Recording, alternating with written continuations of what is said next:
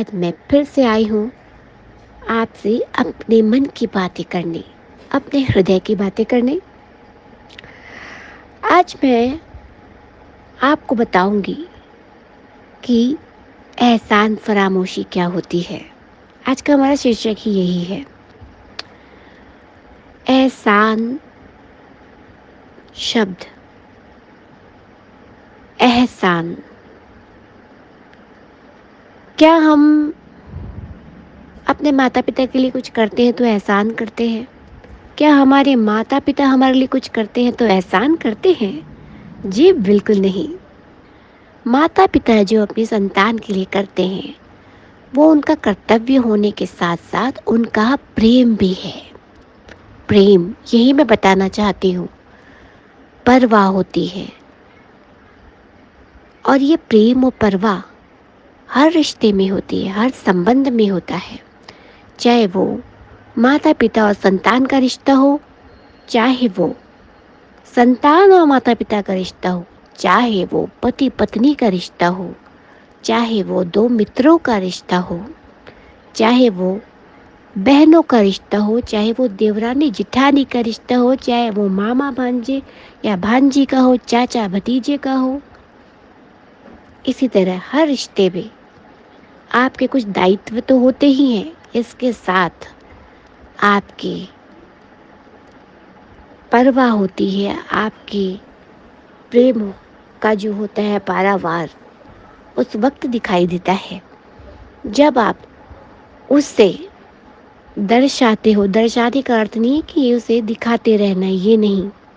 आप किसी के लिए जब कुछ करते हो ना, अपने आप इनिशिएटिव लेके, तो उसमें आपका कंसर्न, आपकी परवाह झलकती है। वैसे आज का जो दौर है उस पे कहते हैं कि नेकी कर दरिया में डाल। ये मुहावरा मैंने बचपन में ही सुना था, पढ़ा भी है, अपनी माँ से भी सुना, अपने शिक्षक से भी सुना है कि नेकी कर दरिया में डाल। नेकी कर दरिया में डाल का अर्थ है कि आप नेकी कीजिए और भूल जाइए। क्योंकि पहले के दौर में तो फिर भी लोग आपकी नेकी का मूल्यांकन अपने शब्दों से, अपने आभार से, अपने व्यवहार से जता देते थे। लेकिन अब का दौर बिल्कुल अलग है मित्रों। अब का दौर क्या है? अब का दौर है कि आप नेकी करो और भूल जाओ। और बस इतना याद रखो कि आपकी जो अपने कर्म का खाता है ना मित्रों, वो जो है वो हमेशा प्लस प्लस प्लस और प्लस में रहेगा। जी हाँ। और वो प्लस कौन देगा आपको? वो ऊपर वाला, वो ईश्वर। क्योंकि वो सब कुछ देख रहा होता है कि कौन क्या कर रहा है। इसलिए अगर आप अच्छा कुछ करते हैं, किसी के लिए करते हैं, अपने मन से करते हैं, कोई आपको बाध्य नहीं करता, कोई दबाव नहीं दे रहा है, क्योंकि आप एक अच्छी आत्मा हो इसलिए आप अच्छा कर रहे हो। और अगर सामने से आपको उसका प्रतिदान अच्छे व्यवहार से भी नहीं मिलता तो आप बिल्कुल भी दुखी ना हो। क्योंकि अक्सर इस दुनिया में ऐसा ही होता है, जो रिश्तों को दिल से निभाता है वही रोता है। लेकिन मैं आपसे ये कहूँगी कि आप रोइए मत, क्योंकि आप एक बहुत अच्छी और मजबूत हृदय की आत्मा हो। तो आपको रोना नहीं है, क्योंकि आपका कुछ भी नहीं बिगड़ा है। आपने हमेशा अच्छा किया है और अच्छा कर रहे हैं। तो आपके कर्मों का खाता बिल्कुल नीट एंड क्लीन होगा, साफ सुथरा, और हमेशा उसका जोड़ जोड़ जोड़ जोड़ में ही आपको प्रतिबिंब नज़र आएगा। आप स्वयं के अंदर एक बहुत अच्छी अनुभूति को महसूस करेंगे। यदि आप किसी के लिए कुछ अच्छा अपने रिश्तों में करते हैं या अपने मित्रों के लिए भी करते हैं, अपने पहचान के लोगों के लिए करते हैं, तो उसका कभी भी अफसोस मत कीजिए ना। अगर आपने अफसोस किया तो आपका किया हुआ ही ख़त्म हो जाएगा। इसलिए जो मैंने बचपन में पढ़ा था, अपनी माँ से सुना था, नेकी कर दरिया में डाल।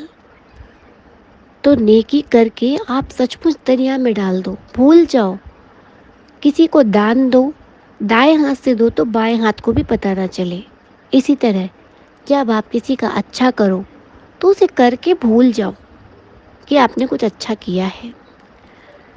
सामने वाले का उतना बल नहीं है, उस उसकी इतनी सामर्थ्य भी नहीं है कि वो आपके नेकियों का, आपकी अच्छाइयों का आपको कोई प्रतिदान दे सके। और इस भावना से भी मत कीजिए कि वो आपको प्रतिदान देंगे।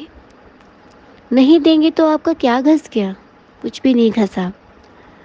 इसलिए, क्योंकि मेल कैलकुलेशन किसका होता है? मेल कैलकुलेशन तो हेड ऑफिस में होता है। जी हाँ, राम जी के यहाँ।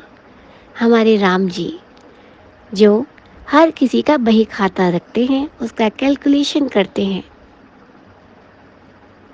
हनुमान जी की अच्छाइयों का, उनकी स्वामी भक्ति का, उनकी सेवा का उन्होंने एक अलग ही अकाउंट खोल रखा है, क्योंकि हनुमान जी जैसा तो कोई उनका सेवक हो ही नहीं सकता।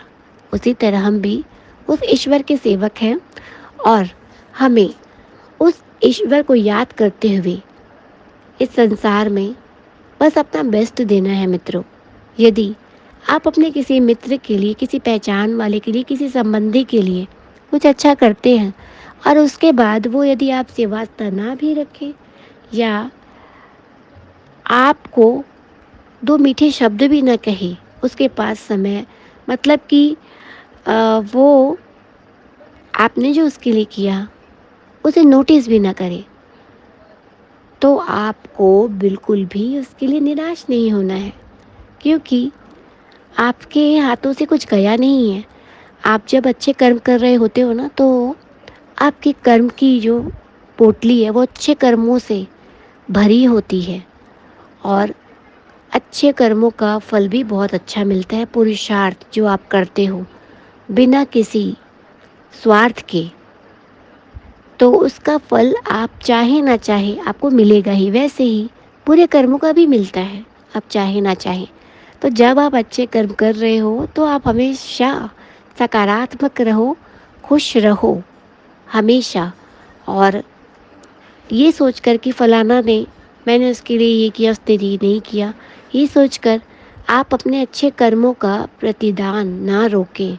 अच्छे कर्मों को हमेशा करते रहें, बना के चलते रहें अपनी इस जीवन यात्रा में और सदैव प्रसन्न रहें। अच्छे कर्म करने से हमेशा आपके अंदर पॉजिटिविटी का संचार होता रहेगा। इसलिए अच्छे कर्म कीजिए और अपने खाते को प्लस प्लस प्लस और प्लस करते जाइए और नेकी करते जाइए, दरिया में डालते जाइए और कभी भी नकारात्मक विचारों को अपने पास ना आने दें। सदैव प्रसन्न रहें। यही मेरे आज मन की बात है, क्योंकि मैंने अपने अनुभव से जो सीखा है वो मैं आपसे साझा कर रही हूँ, ताकि मेरे भी जो मित्र मुझे सुन रहे हैं उनको भी बहुत कुछ लाभ हो जाए। तो इसी के साथ मैं लूँगी अनुमति, फिर से आऊँगी मन की बात में कुछ और मन की बातें लेकर। तब तक के लिए नमस्कार।